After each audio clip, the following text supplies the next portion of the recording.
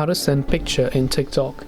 Hey everybody, welcome back to our channel. In this video I'm going to guide you on how you can send picture in TikTok, so make sure to stick with me till the very end. Now, sending pictures in TikTok is very easy.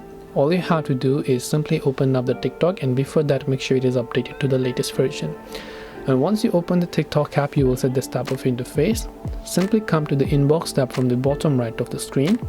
Then over here, you just select the person to whom you want to send a photo message to.